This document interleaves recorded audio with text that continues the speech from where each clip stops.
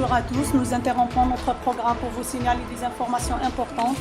400 morts en une semaine en Birmanie et 2000 Rohingyas bloqués à la frontière Bangladesh. Que se passe-t-il exactement en Birmanie? Les violences contre cette minorité se sont amplifiées depuis qu'un groupe se proclamant armé du salut des Rohingyas a attaqué plusieurs postes de police birmans.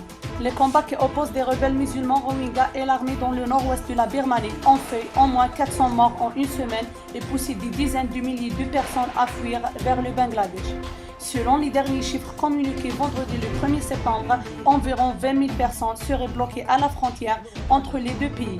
Ils sont des milliers à être acculés à une fuite désespérée vers le Bangladesh voisin, laissant derrière eux des villages, des maisons et des mosquées ravagées par les flammes de la haine.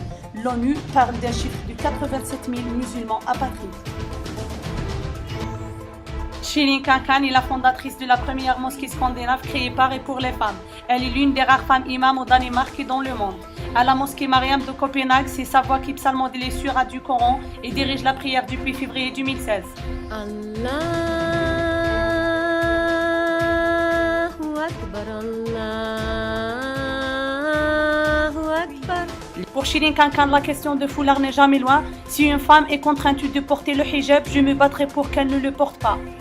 Mais pour les musulmans, c'est une autre chose, car il n'y a pas de mosquée spéciale pour les femmes ou spéciale pour les hommes.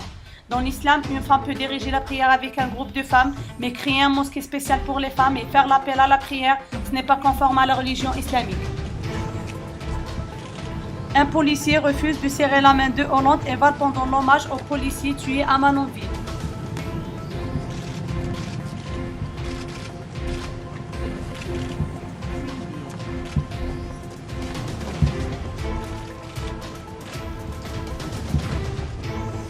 Nous avons des images exceptionnelles à partager avec vous. Elle était tournée par la télévision saoudienne. Des contrebandiers utilisent des Corans pour leur trafic de drogue.